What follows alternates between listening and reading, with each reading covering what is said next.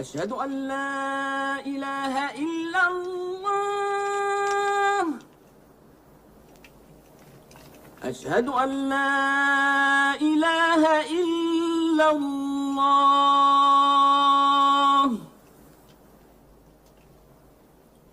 أشهد أن وجاء نصر الله والفتح، وخشعت مكة تنتظر القصاص العادل. لكن نبي الرحمة قال لهم: اذهبوا فأنتم الطلقاء.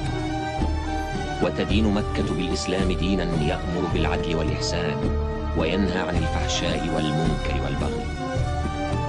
ورأى النبي وقد أدى الأمانة وبلغ الرسالة.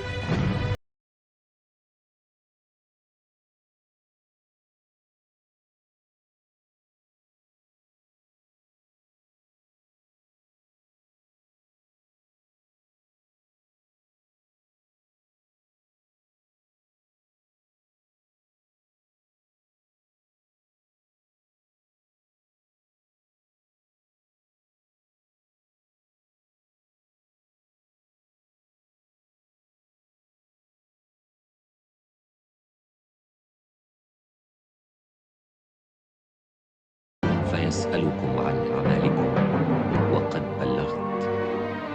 فمن كانت عنده أمانة فليؤدها إلى من ائتمنه عليها، وإن كل ربا مردود، ولكن لكم رؤوس أموالكم لا تظلمون ولا تظلمون.